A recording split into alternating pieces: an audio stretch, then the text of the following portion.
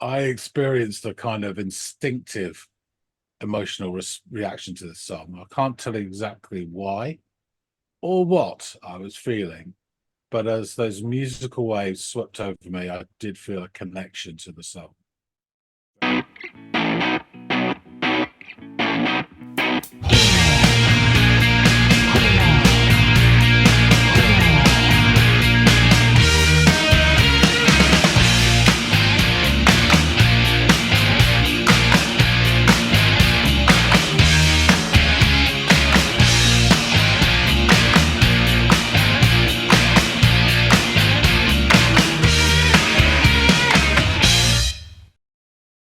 Hey, everybody, and welcome to another episode of the Audiophiles.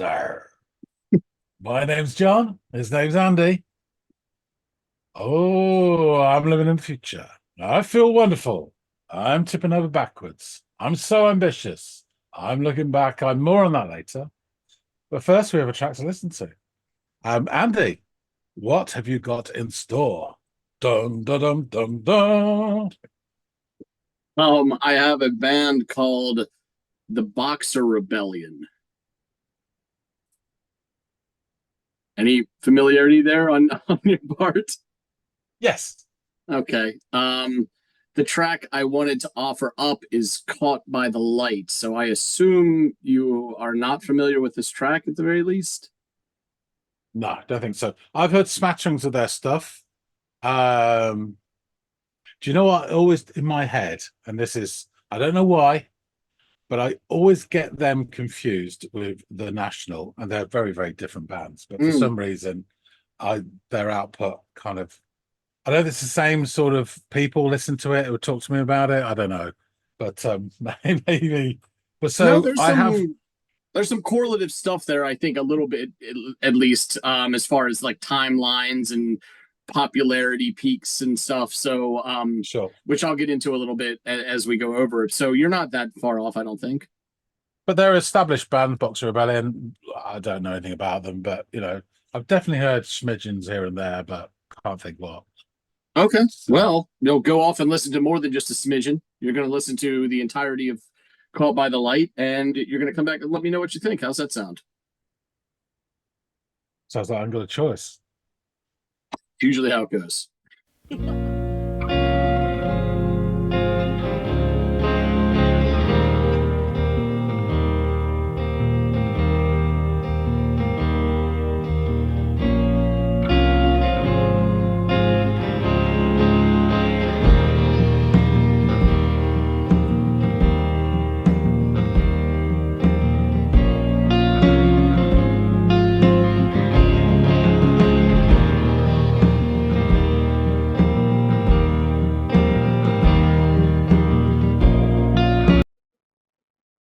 Straight away, this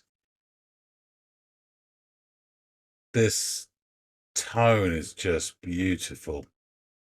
The guitar, the bass is really nice, subtle, and then the drums are tom work. Just together, it sounds both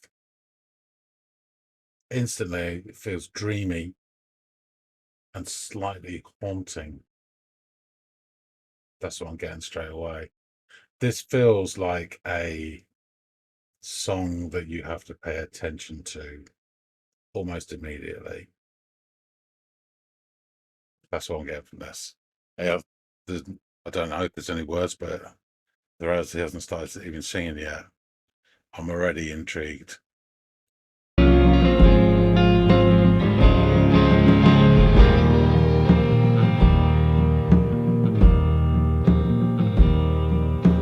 Caught by the light and we're asleep.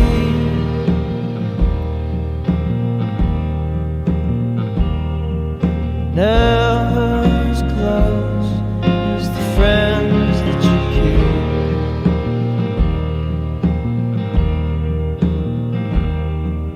keep. Drifting away on one final breath.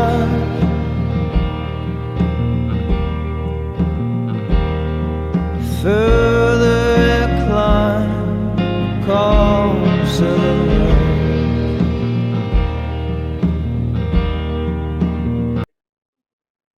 this made me smile because the end of every other line, I think it is, you get this nice sort of cymbal work. It's very gentle though, but it does feel like just waves. They're not even crashing, they're just finishing. And then just as I'm feeling all this and airiness, he says a line, drifting away on one final breath, which is nice.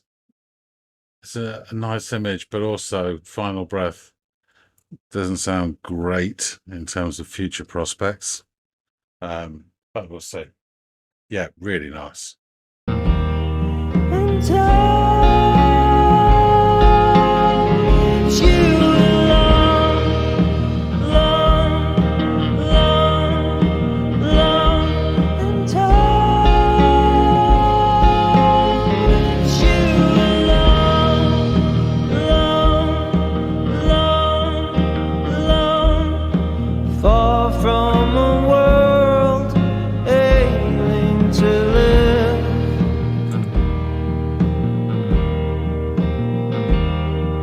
Far from the wreckage you left it.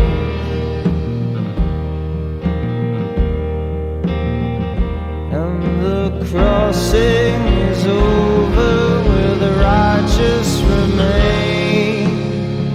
In the memory that's deeper, survived by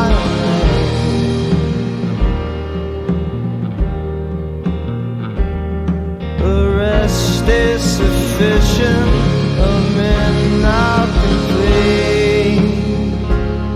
Left waiting in silence, left only to sleep.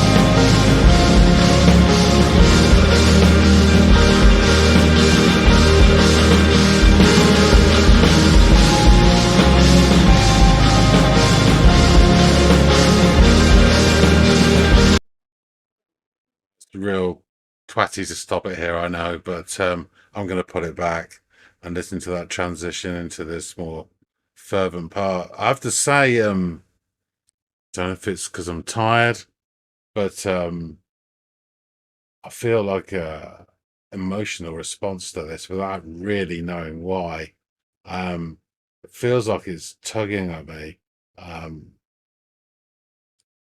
mean, all the elements are just gorgeous. I've heard his voice before, really like it. The way he hit those falsetto notes, just lovely. Um, but I think it's the drummer, percussionist, these splashes of cymbal work, just really, really well judged.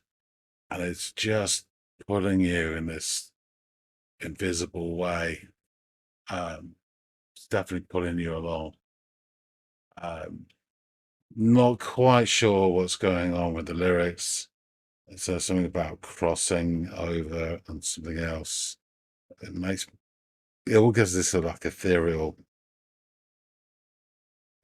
feel to it.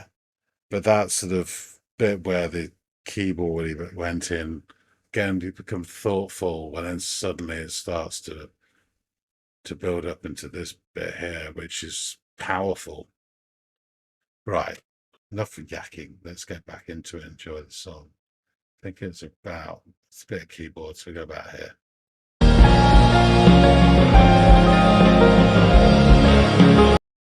Sorry, but just like the guitar, the sort of melodic refrain of that keyboard there is pretty. It is. It's beautiful, but there's this touch of sadness to it as well. It's really clever, and if that's what they're trying to do, it's working. Well, it's working on me. I mean, well, really nice.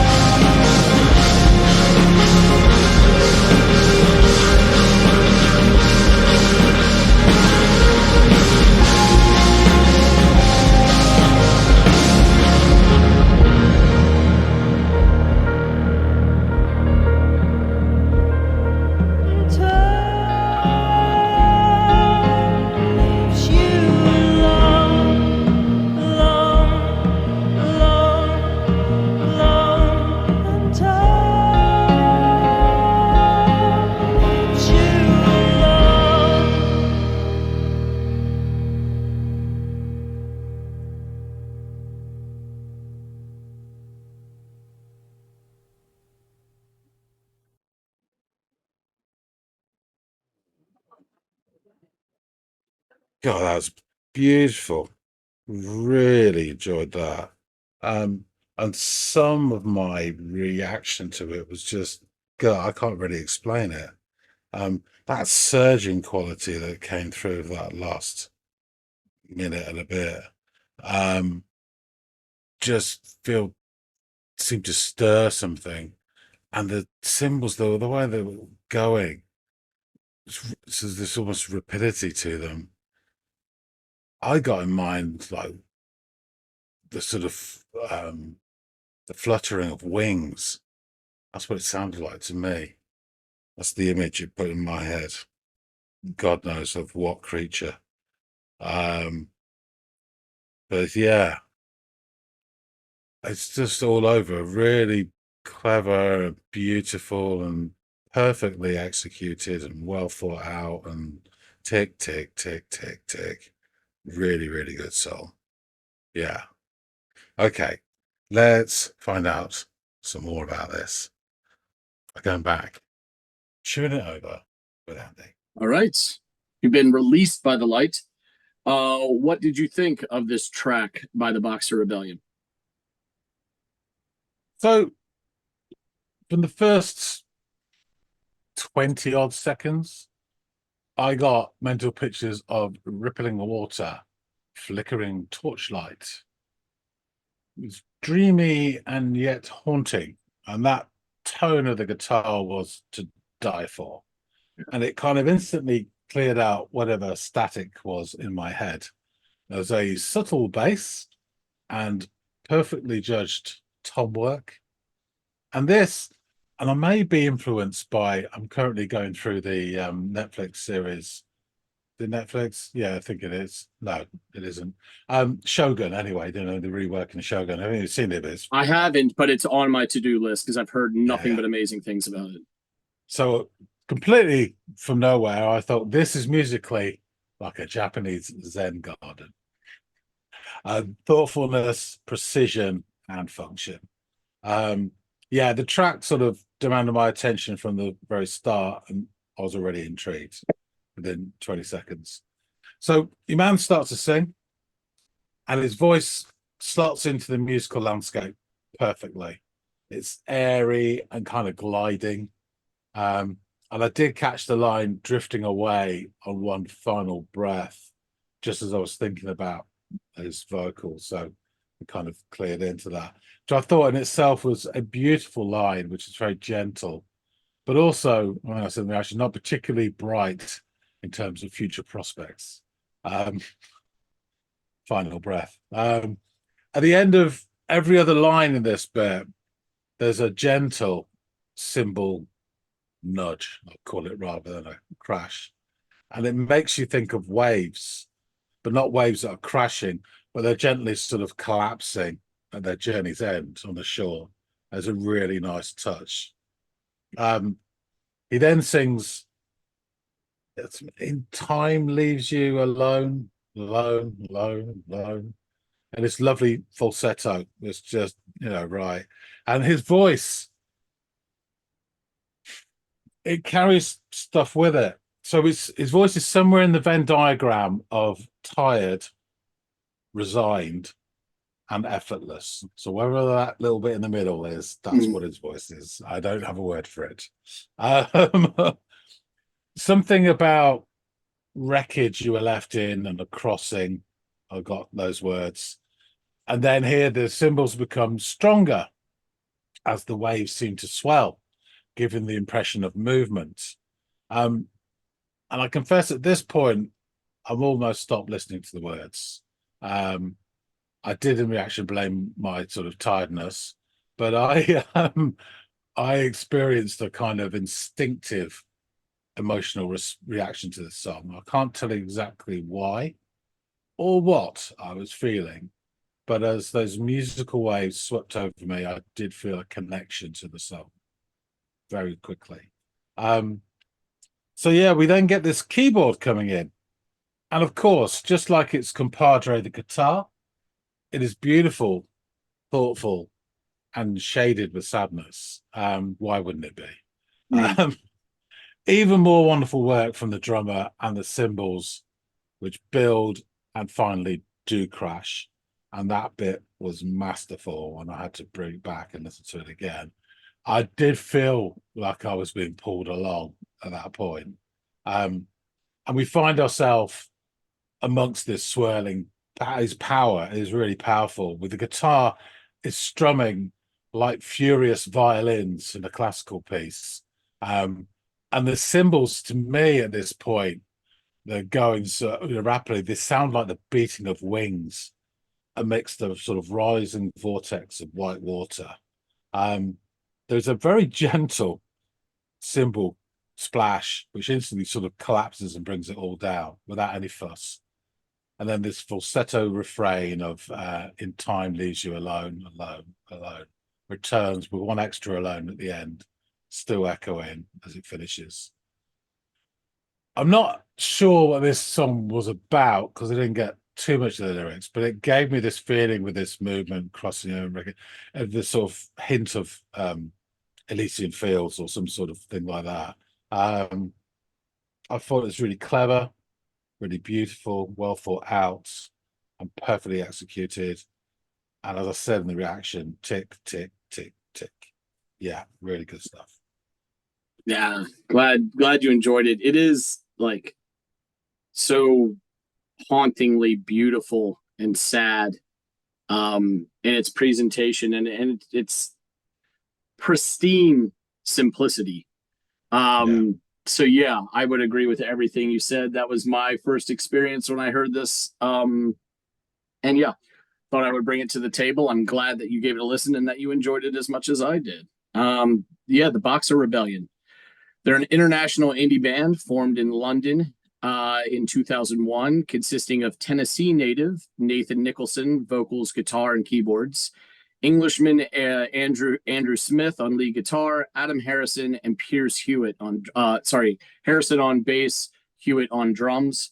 I believe maybe one of them might be Australian, if I'm not mistaken.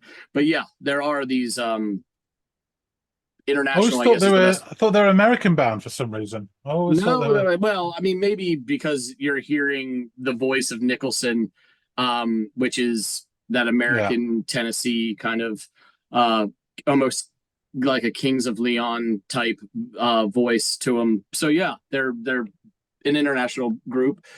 Interesting story how that can come to be. I think that's so cool. But they have so far released an eponymous EP, 6 studio albums, Exits in 2005, Union in 2009, The Cold Still in 2011, Promises in 2013, Ocean by Ocean in 2016, and Ghost Alive in 2018.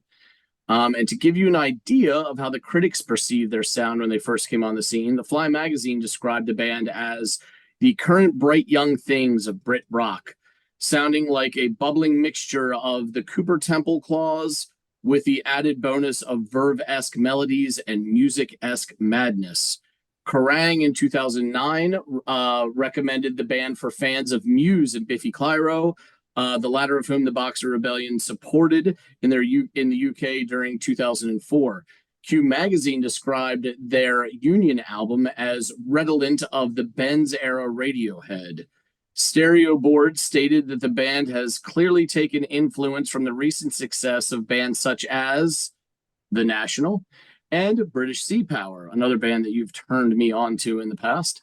The band formed in 2000 under the name Slippermen, and released a single and an EP before eventually reworking their lineup and their sound and rebranding as the Boxer Rebellion, which is a direct reference to the movement by the same name. It was like an anti-foreign, anti-imperialist, anti-Christian uprising in northern China. At the turn of the 20th century there.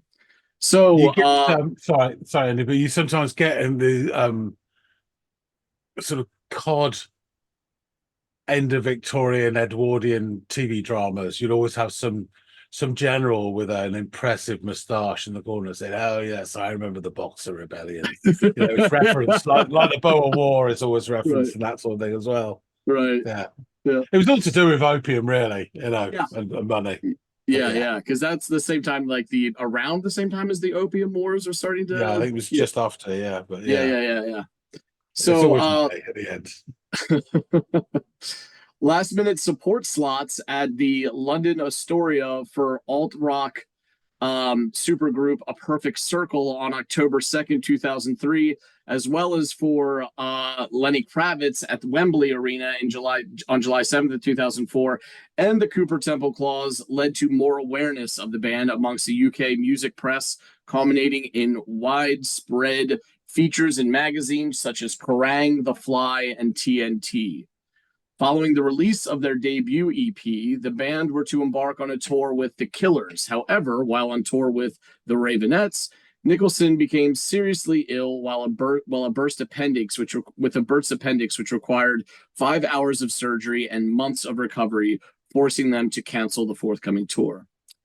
Their debut full-length album, Exits, was released in May of 2005. It received glowing reviews from the UK music press, with features and reviews in widespread publications, including The Sun, Rock Sound, NME, and again, Kerrang!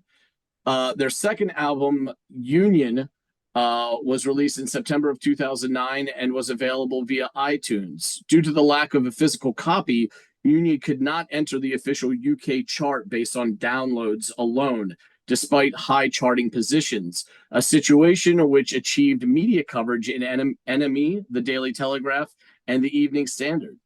This led to the band becoming the first musical act in history to break into the Billboard album chart on digital only release, which is pretty impressive. So, at the conclusion of their 2010 US tour, they announced the title and the track listing for their new album, The Cold Still, to be released in February of 2011. Stereo Board described the album as the start of a bright future for the band, taking inspiration from recent popular music habits, leading to a diverse range of songs which are near flawless in their own way. In his review for The Guardian, Dave Simpson would write, "Although he hails from Tennessee, singer Nathan Nicholson sings straight from the Tom York, David Gray book of existential anguish." Awarding it 4 out of 5 stars, Gareth O'Malley of DIY would write, "The majority of the record is a gentle, atmospheric affair, but there's plenty of variation to keep it from going stale. Exhibit A, the run of Caught by Light through Cause for Alarm into organ song," and adding, "The album is a marriage of uplifting music and troubled thoughts, and these make a perfect couple. The result in this viewer's opinion is their best work yet." And this is the album, by the way, that Caught by Light is featured on. So like many of their songs, Caught by the Light has been used in a lot across other forms of has been used a lot in other forms of media. It was featured in the NCIS season 8 finale, as well as in episode 11 of season 2 of Nikita, and in episode 9 of season 4 of the show Shameless. So let's get into these lyrics. Caught by the light, aware but asleep, never as close as the friends that you keep, drifting away on one final breath, the further you climb, calm silhouette. And time leaves you alone, alone, alone, alone. And time leaves you alone, alone, alone, alone. Far from a world ailing to live, far from the wreckage you were left in. And the crossing is over where the righteous remain. In the memory, it's deeper, survived by a name. The rest is sufficient, a midnight complaint, left waiting in silence, left only to sleep. Then that long instrumental bit. And then time leaves you alone, alone, alone, alone. And time leaves you alone. So, according to the band in a clashmusic.com interview, this is their quote, and it's just attributed to the band, so I have no idea which individual from the band is saying this, but this is one of the most chilled out songs we've ever done. It reminds me of Fleetwood Mac's Albatross. It's a song about dying, but in a peaceful sense, being surrounded by loved ones and drifting away. I had the idea of having an out-of-body experience and seeing yourself in a hospital bed, drifting away with one final breath. The further you climb, a calm silhouette, and time leaves you alone. I've been in the situation as a family as the family member gathered around, and while it's sad, it's also quite peaceful. I hope that comes across.